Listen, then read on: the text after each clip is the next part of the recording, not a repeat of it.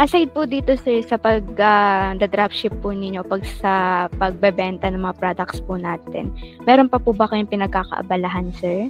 Wala naman po. Wala. Social media lang po. Oh, I see sir. So naka-focus lang po talaga kayo dito. Opo. Ito lang po yung source Okay ng income. So, thank you so much po again, sir, sa time po ninyo and pumayag po kayo na magbigay ng testimony. So, dito naman, sir, is-i-ask ko lang po yung naging journey po ninyo and na-experience po ninyo dito sa Bilis Benta sa pag-start po ng online business po ninyo.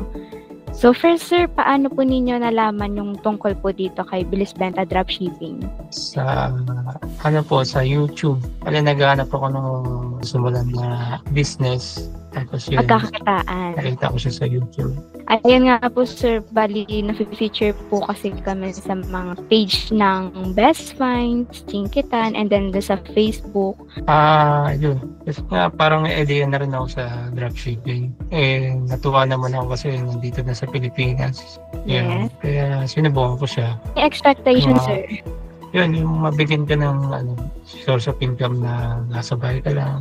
Makapag-start po na sir, kahit yung mga hassle na yung inventory, yung pag-fulfill, is kami na po yung mag-help sa inyo. Nung nagsa-start kayo sir, madali po ba or nahirapan kayo sir? Sa simula, medyo nangapa lang kasi hindi pa alam yung gagawin. Pero, yun naman, madali naman siyang matutunan. Then dito naman sir, di ba po, meron kami binibigay ng mga tutorial sa inyo. So, nasundan naman po natin yun. Opo, meron naman pong mga tutorial na pwedeng sundan. Tapos, napakadali namang sundan ng mga tutorial natin. So, ano naman po yung naging experience niyo sir sa pagpa-product listing na po? Yung mga products na napili ninyo papunta po dun sa store ninyo sir? Yun.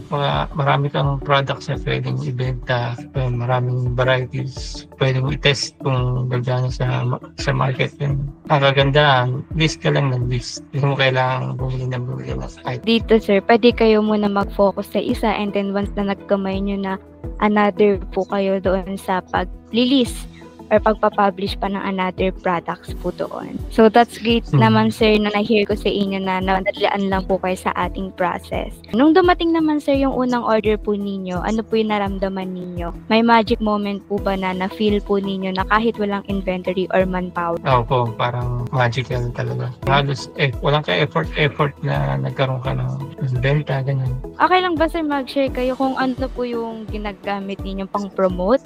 Meron po ba kayo naglaran po ba kayo ng ads or posting lang kayo sa Facebook? Ano po sir yung ginagawa ninyo para po magkabenta? Sa simula po yung Shopee ads tinanay ko. Tapos nagpo-post din ako sa mga social media, TikTok, tsaka sa Facebook. Nakita ko sir, meron kayong ulit another orders ngayon. Medyo meron na naman hindi na ako masyadong gumagap ng ads ngayon. Pero may pumapasok na rin po orders. I see sir, that's great po kasi less expenses na rin yun. Once kasi magdaran pa kayo ng ads, another expense pa. Buti na lang sir, kahit wala na pong pag-ads, nabebenta pa rin. Kasi nga po, meron na kayong algorithm dun sa store ninyo and kilala na kayo. That's great po sir.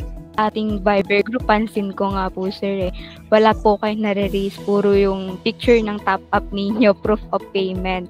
Kasi po may panibagong orders na naman po kayo. Doon nga sir, nakita ko, kaka-top up nyo lang, nag-top up pa po kayo. Nung simula, mabagal yung galaw, pero nung nagtuloy-tuloy na, yun na, dire-diretso na siya. Okay na, dire-diretso na siya sir.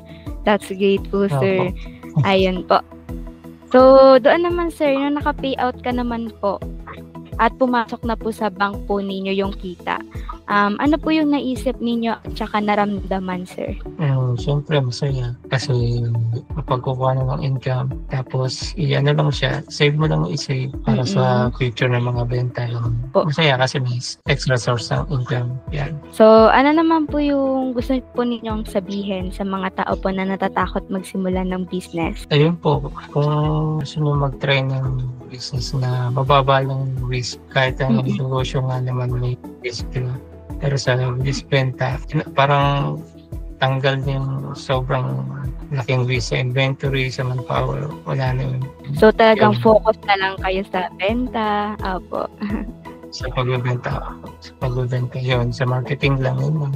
Bali, so far yung mga pagsusupport po namin sa inyo, okay naman po ba? Meron po ba kayong suggestions, mga concerns? Opo. Ayun po, napaka po ng support ng Bilis Benta kasi i-guide talaga kayo hanggang sa magkaroon kayo talaga kayo ng benta. Talagang po, I see. Support, maganda yung support team ng Bilis Benta. Ayan, thank you so much po ulit, Sir Rocky, and malaking tulong po itong mga binigay po ninyo para po mabigay natin or mapakita sa mga nais din po mag-start ng online negosyo. And asahan po ninyo, sir, na continuous support po kami from any concern sa products, fulfillment, and trainings po. Ayan, sir. Thank you so much po, Sir Rocky, sa time po ninyo.